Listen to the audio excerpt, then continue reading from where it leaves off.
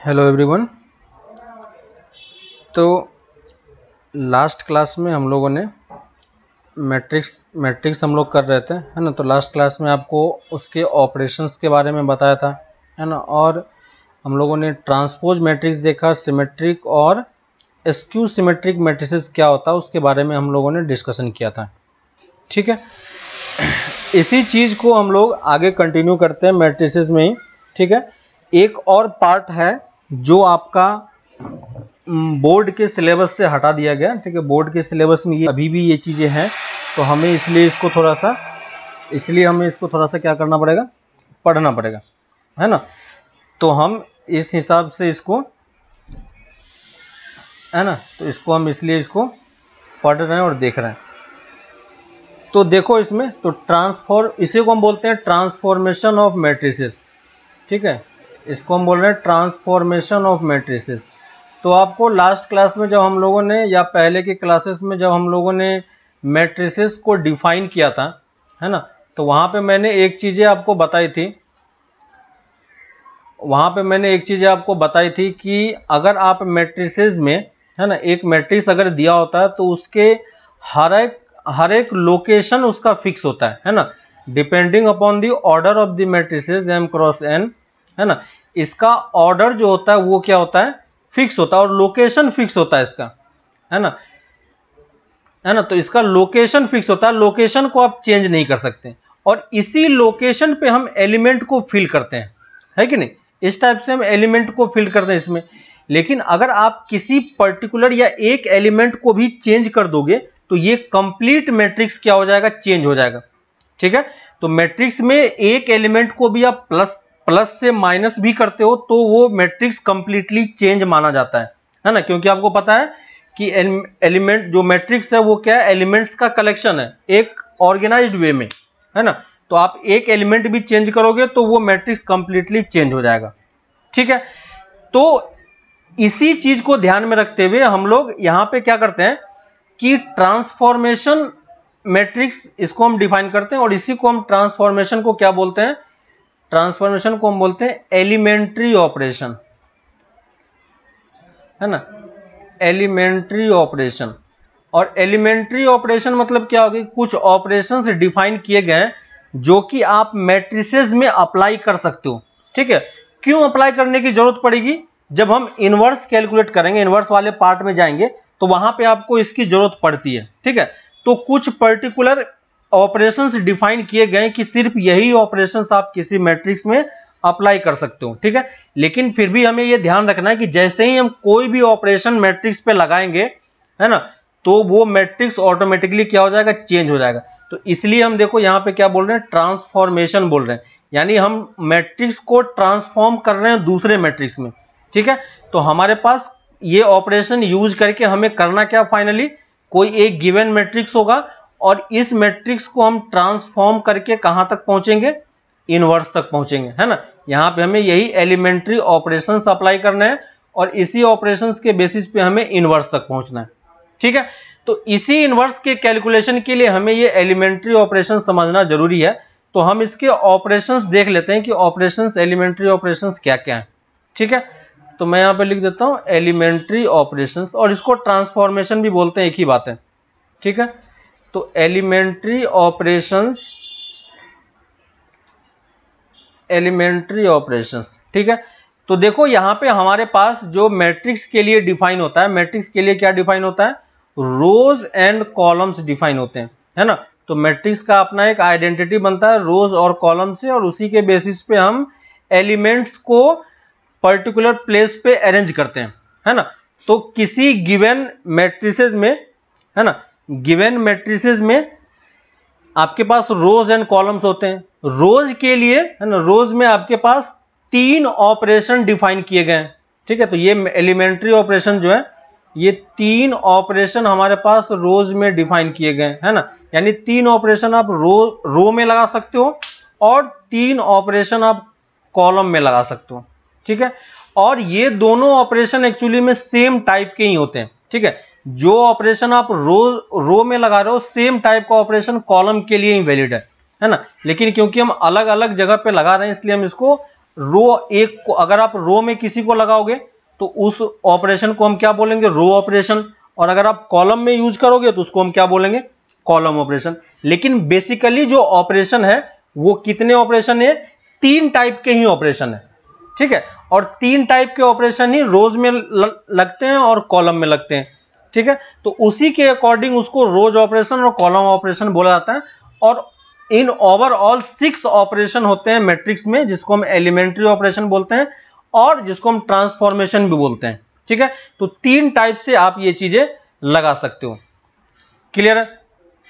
पहली चीज है ना, तो पहला ऑपरेशन जो हमें सीखना है ना, तो फर्स्ट ऑपरेशन है, तो फर्स्ट ऑपरेशन लिख लो, है ना। मैं एक ही ऑपरेशन में दोनों का कंबाइन करूंगा क्योंकि दोनों सेम टाइप के हैं। तो जो चीज रो के लिए वैलिड है सेम चीज कॉलम के लिए भी वैलिड है, ठीक है। तो मैं एक रो ऑपरेशन लिखूंगा और उसी को मैं कॉलम के लिए भी अप्लाई कर दूंगा, ठीक है। तो पहला जो ऑपरेशन है वो बोल रहा है the interchange of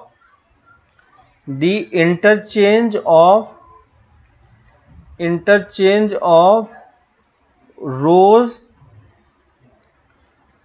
interchange of any two rows और एनी टू कॉलम्स, ठीक है। तो यहां पे देखो 2 ऑपरेशन आपको दिखाई दे रहा है। एक ऑपरेशन मैंने कहां पे लगाया, यानी आप 2 रोज को आपस में इंटरचेंज कर सकते हो या आप 2 कॉलम को आपस में इंटरचेंज कर सकते हो, ठीक है। देखो यहां पे मैं दोनों ऑपरेशन एक साथ लिख रहा हूं तो कंफ्यूज नहीं होना है, ठीक है। हमेशा जो रो ऑपरेशन लगता है वो रो आपस में रो में ही लगता है और कॉलम ऑपरेशन कॉलम में ही लगता है, ठीक है। तो कभी दोनों को मिक्स नहीं करना है। अगर आप रो ऑपरेशन लगा रहे हो तो रो में लगाओगे, कॉलम ऑपरेशन लगा रहे हो तो कॉलम में लगाओगे, ठीक है। और यही सारा ऑपरेशन आपको नेक्स्ट चैप्टर में भी यूज पड़ेगा, तो वहां पे हम इसी टाइप के ऑपरेशन को फिर से सीखेंगे, ठीक है। तो ये बोल रहा है कि आप 2 रोज को आपस में इंटरचेंज कर सकते हो और 2 कॉलम को भी आपस में इंटरचेंज कर सकते हो, ठीक है। तो अगर आपके पास मैट्रिक्सेस मान लो ये इस टाइप का है 1 2 3 4 5 6 7 8 9, ठीक है। मैं 3 क्रॉस 3 का एक मैट्रिक्स ले रहा हूं और इसमें मैंने ऑपरेशन, या इसको अगर मैं, ठीक है, इसको मैं थोड़ा सा नीचे लिखता हूं, ठीक है, इसको मैं थोड़ा सा बाद में लिखूंगा। देखो यहां पे मैं लिखता हूं 1 2 3 4 5 6 7 8 9, ठीक है। तो इसी चीज को अगर मैं सिंबल के फॉर्म में लिखूं जो 2 ऑपरेशंस है, ठीक है, तो देखो सिंबल्स के फॉर्म में इसको मैं इस तरीके से लिखता हूं कि अगर आपके पास कोई एक आर मतलब क्या हो गया, रो का आई मतलब क्या हो गया कि आईएथ रो, ठीक है। तो रो के सबस्क्रिप्ट में जो लिखा हुआ वो क्या है, आईएथ रो, और रो का एक दूसरा हमने जे ले लिया, ठीक है। इन दोनों को आप क्या कर सकते हो, इंटरचेंज कर सकते हो आपस में, ठीक है। और सेम टाइप का कॉलम के लिए भी वैलिड होता है, कॉलम आई और इसी को आप कॉलम जे में लिखते हैं, ठीक है।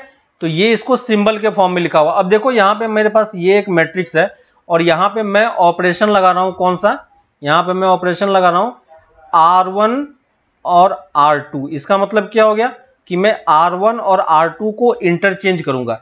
ये मेरा R1 है, ये मेरा R2 है, यानी आप R1 के जगह पे R2 पुट कर दोगे तो 4 5 6 ऊपर चला जाएगा, 2 3 ये चला जाएगा, 8 9 7 8 9 यहां जाएगा, ठीक है। ये देखो क्या हम बोलेंगे कि ये मैट्रिक्स और ये मैट्रिक्स सेम है, नहीं, दोनों मैट्रिक्स क्या है, अलग अलग है।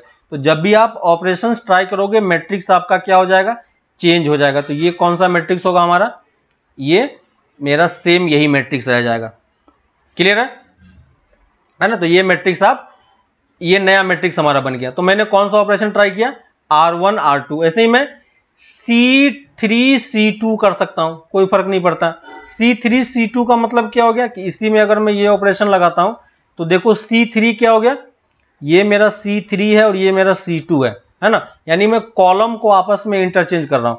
तो पहला कॉलम हमारा सेम है, दूसरे कॉलम के जगह पर मैं तीसरे कॉलम की वैल्यू पुट करूंगा और तीसरे कॉलम के जगह पर मैं दूसरे कॉलम को पुट करूंगा, ठीक है।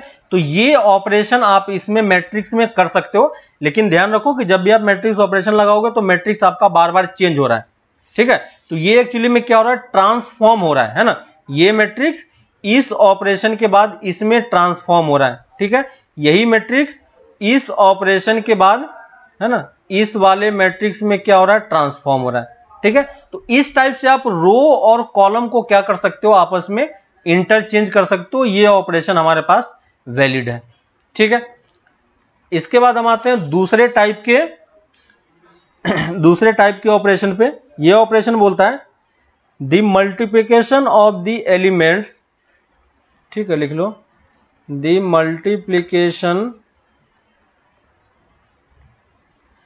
Multiplication of the elements of any rows और कॉलम, ऑफ एनी रोज और एनी कॉलम। यहां पे देखो कॉलम और रो को मैं आपस में एक साथ लिख रहा हूं, दोनों ऑपरेशन को। यहां पे भी दो ऑपरेशन है, by a non zero number, है ना, by a non zero number. मतलब कि अगर आपके पास, है ना, यानी जैसे मैं अगर बोलूं तो क्या आप किस टाइप का ट्रांसफॉर्मेशन कर सकते हो यहां पे। तो यहां पे देखो, अगर मैं रो ऑपरेशन की बात करूं, ठीक है, अगर मैं रो ऑपरेशन की बात बोलूं यहां पे, तो ये जो मेरा रो ऑपरेशन है, ith रो है, ith रो को मैं क्या कर सकता हूं, ith रो को मैं किसी कांस्टेंट से मल्टीप्लाई करके रिप्लेस कर सकता हूं। ठीक है ना, अगर मुझे किसी कांस्टेंट से मल्टीप्लाई करने की जरूरत है तो मैं उसको मल्टीप्लाई करके उस ith रो को चेंज कर सकता हूं।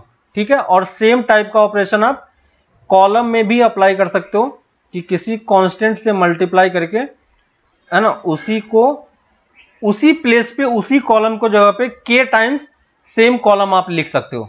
ठीक है, एग्जांपल मैं ले लेता हूं तो आपको थोड़ा सा बेटर क्लियर होगा। जैसे अगर मैं ए मैट्रिक्स फिर से उसी टाइप का मैं लेता हूं, 1 2 3 4 5 6 7 8 9, ठीक है, इसमें मैं देखो ऑपरेशन लगा रहा हूं, R2 को मैं रिप्लेस कर रहा हूं 2 टाइम्स R2। ठीक है ना, R2 को मैं क्या रिप्लेस कर रहा हूं, 2 टाइम्स R2। तो मेरा मैट्रिक्स क्या बन जाएगा, देखो पहले रो में मेरे पास कोई चेंज नहीं होगा क्योंकि मैंने कोई चेंज नहीं किया है। दूसरे रो को मैं क्या कर रहा हूं, 2 से मल्टीप्लाई करके फिर रिप्लेस कर रहा हूं, यानी हर एक एलिमेंट इसका 2 से मल्टीप्लाई हो जाएगा, तो ये क्या हो जाएगा 12। और थर्ड रो में कोई चेंज नहीं हो रहा है। ठीक है, तो ये देखो मैंने ये ट्रांसफॉर्मेशन किया, हमारा मैट्रिक्स क्या हो गया, चेंज हो गया। मैं एक और कॉलम ऑपरेशन लगा के दिखा देता हूं। C1 को अगर मैं, है ना, C1 को अगर मैं 3 से या डिवाइड भी कर सकता हूं। मल्टीप्लिकेशन और डिवीजन एक्चुअली में एक ही चीज होता है। अगर k की वैल्यू 1/2 पुट कर दोगे तो वो भी मल्टीप्लिकेशन ही है। तो अगर मैं C1/2 कर देता हूं, है ना, तो देखो C1 को आप क्या कर सकते हो, 1/2 लिख सकते हो, 2 लिख सकते हो, 7/2 लिख सकते हो। और बाकी पे आपको कोई चेंज नहीं करना है क्योंकि बाकी में आपने कोई भी ऑपरेशन अप्लाई नहीं किया है। ठीक है, तो इस टाइप से ये, है ना, देखो इसी मैट्रिक्स को मैंने इसमें कन्वर्ट कर दिया। क्लियर है, तो ये आपके पास दो ऑपरेशन हो गए वैलिड ऑपरेशन। इसी में एक और टाइप का ऑपरेशन है ना, तो इस ऑपरेशन को भी हमें ध्यान रखना है। थर्ड टाइप का ऑपरेशन है जिसको हम बोल रहे हैं, लिख लो, the addition to the elements of, the addition to the elements of, to the elements of any row और कॉलम, रो और कॉलम, द कॉरस्पॉन्डिंग, ठीक है, the corresponding elements of, corresponding elements of any other, है ना, दूसरे किसी रो का, any other रो और कॉलम, रो और कॉलम मल्टीप्लाइड बाय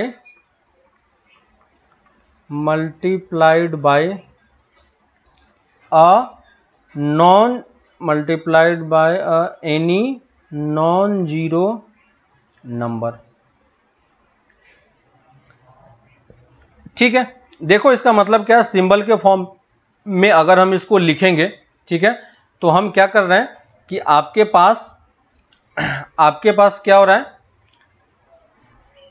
कि आपके पास जो एलिमेंट है,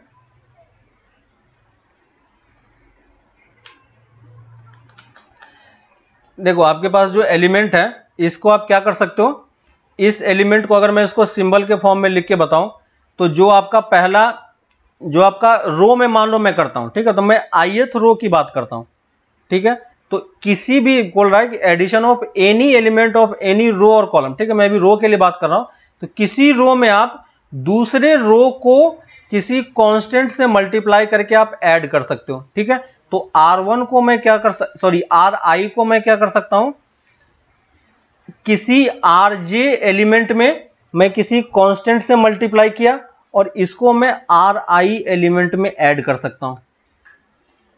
क्लियर है? ठीक है, और सेम टाइप का ऑपरेशन आप कॉलम में लगा सकते हो। कॉलम में भी क्या कर सकते हो, किसी दूसरे कॉलम J में किसी कांस्टेंट से मल्टीप्लाई करके गिवन I में ही ऐड करके फिर से आप उसी को रिप्लेस कर सकते हो। ठीक है, तो ये देखो मेरा ये एक ऑपरेशन वैलिड है। ठीक है, तो ये 3 टाइप के ऑपरेशन है। थर्ड वाले का मैं एक एग्जांपल दे देता हूं तो आपका क्लियर हो जाएगा। जैसे मैं फिर से वही मैट्रिक्स ले लेता हूं, ठीक है, देखो 1 2 3 4 5 6 7 8 9, ठीक है, और मैं कौन सा ऑपरेशन लगाना चाह रहा हूं, देखो मैं R1 को रिप्लेस कर रहा हूं किससे, R1 को मैं R1, ठीक है, देखो R1 को मैं यहां पे दोनों तरफ नहीं होगा, एरो एक ही तरफ होगा। ठीक है, तो R1 को मैं क्या रिप्लेस कर रहा हूं, R1 प्लस 2 टाइम्स R2। ठीक है, R1 को मैं क्या रिप्लेस कर रहा हूं, 2 टाइम्स R2। अब बताओ कि क्या R3 और R4 में कोई चेंज होगा। देखो R3 और R4 में कोई चेंज नहीं होगा क्योंकि मैंने उसमें कोई चेंज नहीं किया, सिर्फ R1 को हमें रिप्लेस करना है। तो R1 हमारा पहले क्या था, 1 2 3 था, हमें इसमें है ना, इसमें हमें क्या करना है, R2 हमारे पास क्या है 4 5 6 है, तो इसको हमें क्या करना है 2 से मल्टीप्लाई करना है। तो 2 से मल्टीप्लाई करोगे तो क्या बन जाएगा 8 10 12, है ना, और इसको इसमें ऐड करके मुझे यहां पे लिखना है। तो दोनों को कॉरस्पॉन्डिंग टर्म को ऐड कर दो तो पहला कितना हो जाएगा 9 12 और 15। ये ऑपरेशन भी आप ट्राई कर सकते हो।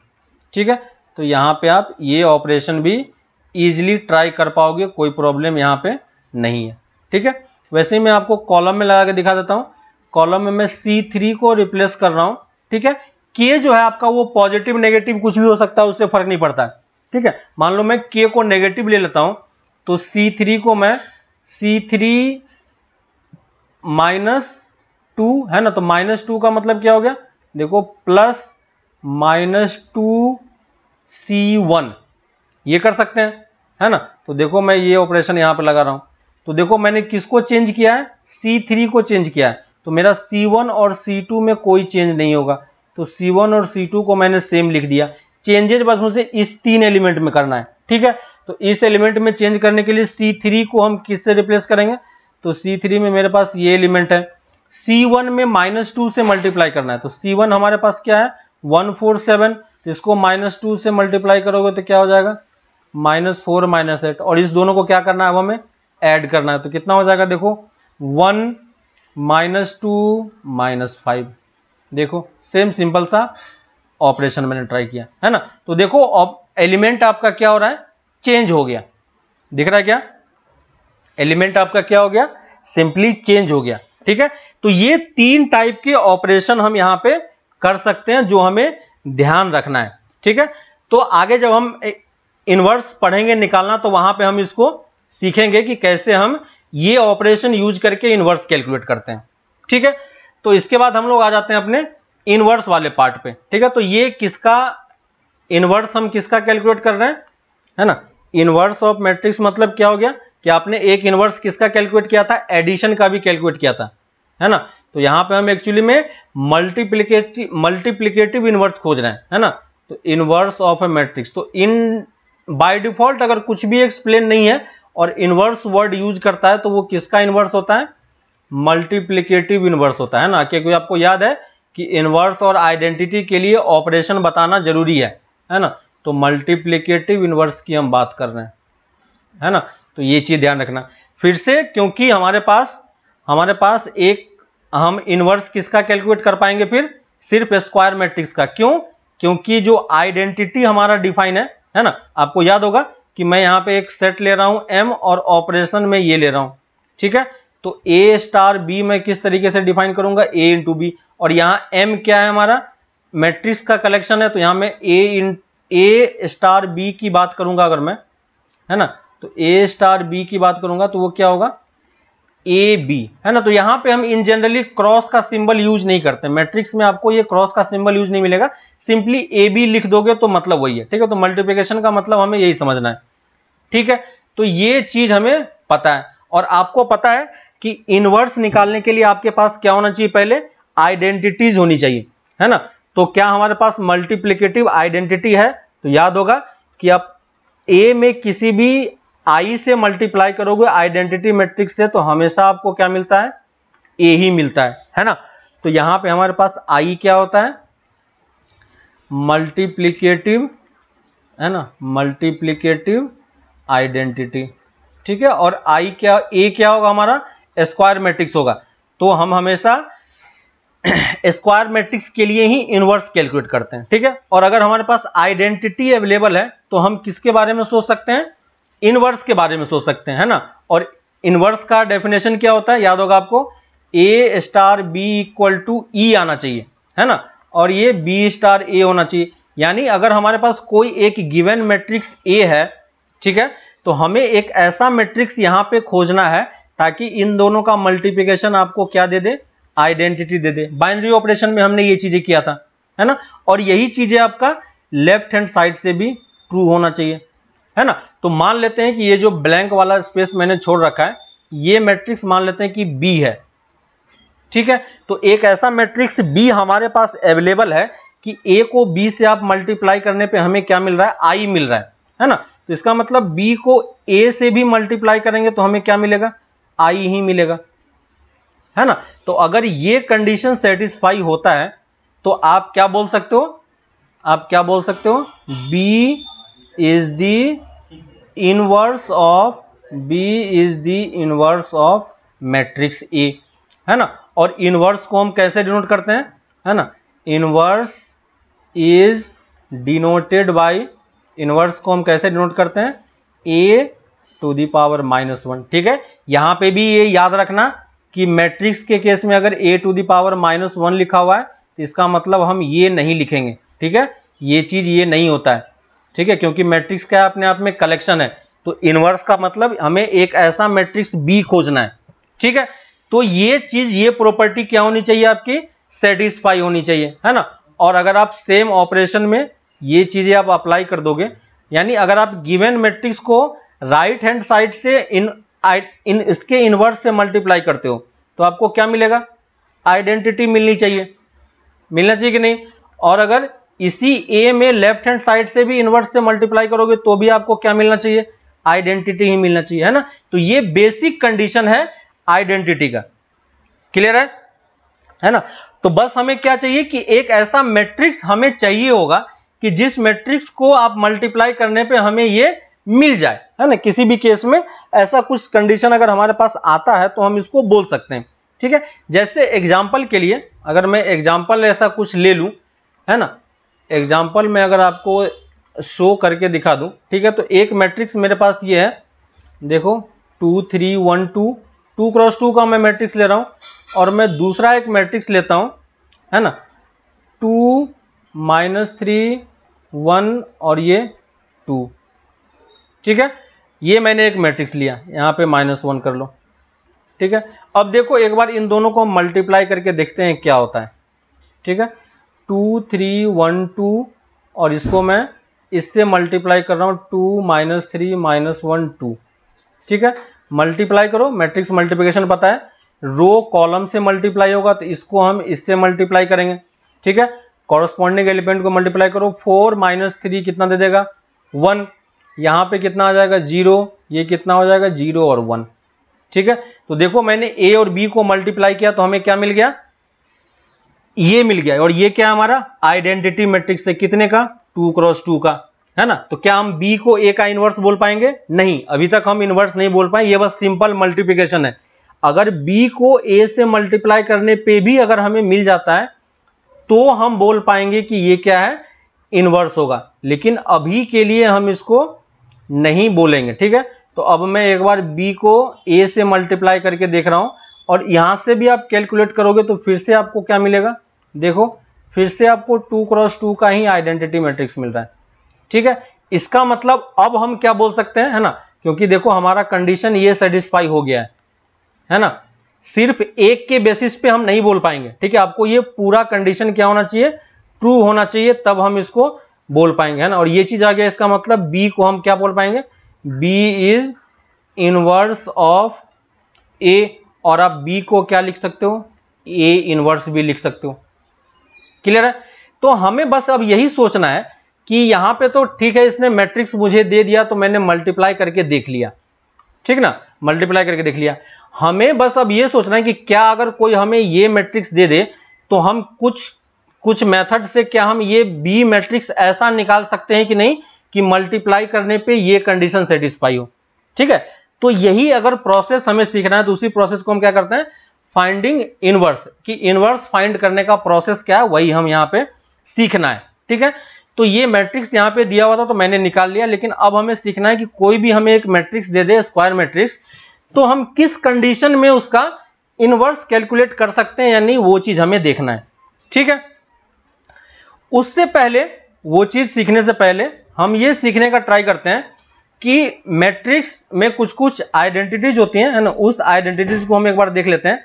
पहली चीज ये बोल रहा है कि पहला जो इसमें थ्योरम है ना, आइडेंटिटी नहीं थ्योरम है यहाँ पे हमारे पास, तो थ्योरम देख लो, पहला बोल रहा है थ्योरम है यूनिकनेस ऑफ, है ना, यूनिकनेस ऑफ इनवर्स, ठीक है।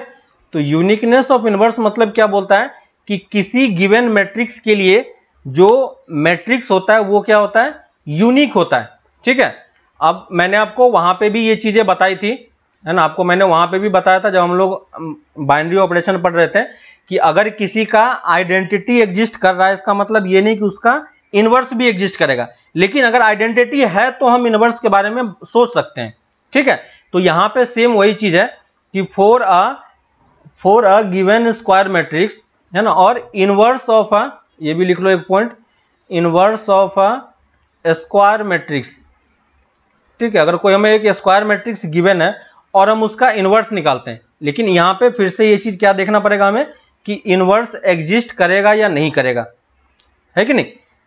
यहां पे हमें क्या चेक करना पड़ेगा, यहां पे हमें चेक करना पड़ेगा कि क्या इसका इनवर्स एग्जिस्ट करेगा या नहीं करेगा, ठीक है। तो मैं यहां पे लिख रहा हूं इफ, है ना, यहां पे मैं लिख रहा हूं inverse of A matrix if it exist, ठीक है, इफ इट एग्जिस्ट, ठीक है। अगर एग्जिस्ट कर रहा है तो, अगर नहीं हो सकता है हर एक स्क्वायर मैट्रिक्स के लिए इनवर्स हो, ये जरूरी नहीं है, लेकिन अगर एग्जिस्ट करता है ना, एग्जिस्ट करता है ना, तो इस चीज को आप ध्यान रखना, इफ एग्जिस्ट, ठीक है।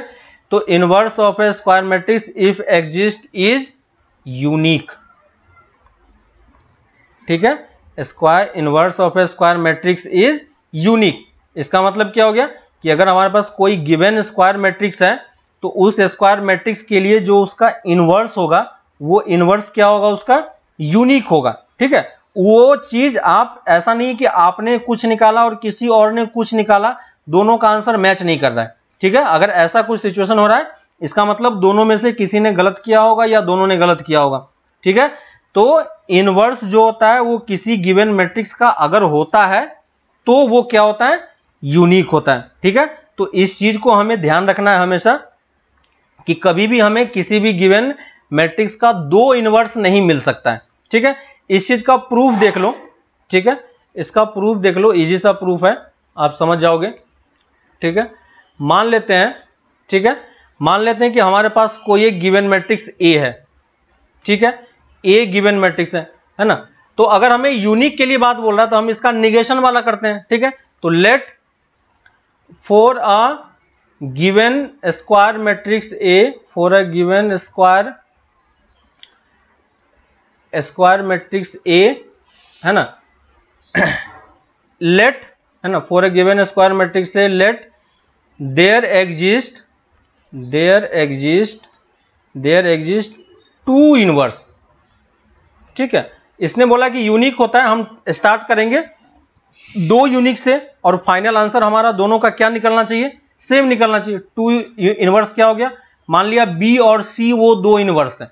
ठीक है, तो हमें फाइनली प्रूफ क्या करना होगा, हमें प्रूफ ये करना होगा कि proof that B equal to C, है ना। अगर आप ये प्रूफ कर देते हो, इसका मतलब क्या है कि आपका जो इनवर्स है वो क्या है, यूनिक है। और अगर मैंने ये चीज एज्यूम कर लिया है कि इसके 2 इनवर्स हैं, तो 2 इनवर्स के केस में ये दोनों कंडीशन सेटिस्फाई होगा। a into B equal to I equal to B A satisfy होगा, क्योंकि ए बी हमने इसका इनवर्स माना है और आपने सी को भी इनवर्स माना है। तो अगर आप a को c से मल्टीप्लाई करोगे तो भी आपको i मिलेगा c को a के साथ, है ना। तो ये कंडीशन भी आपका क्या होना चाहिए, सेटिस्फाई होना चाहिए। ठीक है, तो अब देखो मैं b से स्टार्ट करता हूं और फिर b को मैं आगे लिखने का ट्राई करता हूं। ठीक है, हमें ये प्रूफ करना है, तो मैं b से स्टार्ट करता हूं। देखो b को आप क्या लिख सकते हो, हमें यह पता है कि किसी भी मैट्रिक्स को अगर आप आइडेंटिटी से मल्टीप्लाई करोगे तो आपको सेम मिलेगा, है ना। तो b को आप bi भी लिख सकते हो, है कि नहीं। और bi को मैं क्या लिख सकता हूं, i के जगह पे देखो मैं ये चीजें लिखने का ट्राई कर रहा हूं, है ना। b के जगह पे मैं ये वाला कंडीशन मैं यहां पे यूज कर रहा हूं। ठीक है, तो b के जगह पे मैं क्या लिखूंगा, ac पुट कर देता हूं। ठीक है, कोई भी आप पुट कर दो, ac या ca, तो मान लो मैंने ये पुट कर दिया ac, तो देखो b के जगह पे मैं ये ac पुट कर रहा हूं। मैट्रिक्स मल्टीप्लिकेशन में पता है आपको कि अगर आप ऑर्डर चेंज नहीं करते हो तो ये चीजें इसके इक्वल भी होती है कि नहीं। और देखो फिर से बी ए की वैल्यू किसके इक्वल है, आई के, तो आई इंटू सी, और फिर से आपके पास क्या आ गया, आई। इसका मतलब बी इक्वल टू क्या हो गया, सी, है ना। इसका मतलब क्या हो गया कि मैट्रिक्स, है ना, मैट्रिक्स का जो इनवर्स होता है वो क्या होता है, यूनिक होता है। ठीक है, तो ये चीज ध्यान रखना में कि मैट्रिक्स का जो इनवर्स निकालना है वो हमेशा क्या होगा, यूनिक होगा, वो कभी एक से ज्यादा नहीं आ सकता है किसी का। ठीक है, फर्स्ट थिंग। दूसरी चीज है ना, if A and B are, दूसरा थ्योरम है, if A and B are invertible matrices, if A and B are invertible matrices, है ना, if A and B are invertible matrices of the same order. ठीक है, और अगर आप इन दोनों के प्रोडक्ट का इनवर्स लेते हो, ए बी के प्रोडक्ट का अगर आप इनवर्स लेते हो, तो ये चीज किसके इक्वल होता है, बी इनवर्स ए इनवर्स के इक्वल होता है ना। सेम चीज आपका किसमें सेटिस्फाई कर रहा था, ऐसा सेम सेटिस्फाई हो रहा था हमारा ट्रांसपोज में भी, है ना। तो ट्रांसपोज में भी अगर आप इनवर्स लेते हो तो ये इस टाइप से सेटिस्फाई होता है ना। तो ट्रांसपोज में भी क्या होता है कि आपका ऑर्डर चेंज हो जाता है। तो यहां पे भी देखो A B inverse equal to क्या होगा, B inverse A inverse multiply करना पड़ेगा। ठीक है, इसका प्रूफ कर देख लेते हैं एक बार। प्रूफ में क्या होगा, हमें पता है कि अगर ए बी अगर हमें पता है ना, और हमें ये ए बी का इनवर्स है। ठीक है, तो अगर आप ए बी के इनवर्स से मल्टीप्लाई करोगे तो आपको क्या मिलना चाहिए, आई मिलना चाहिए, है ना। ये चीज हमें पता है, ए बी को अगर उसी के इनवर्स से मल्टीप्लाई करेंगे तो हमें क्या मिलना चाहिए, आई मिलना चाहिए। ठीक है, तो अब हम देखते हैं कि ये चीज हमारा कंडीशन सेटिस्फाई होता है कि नहीं। ठीक है, देखो A B inverse to I, clear है। अब देखो मैं इसमें क्या कर रहा हूं, लेफ्ट हैंड साइड से मैं दोनों तरफ ए इनवर्स से मल्टीप्लाई कर रहा हूं। मैंने किस तरफ से मल्टीप्लाई किया, हमने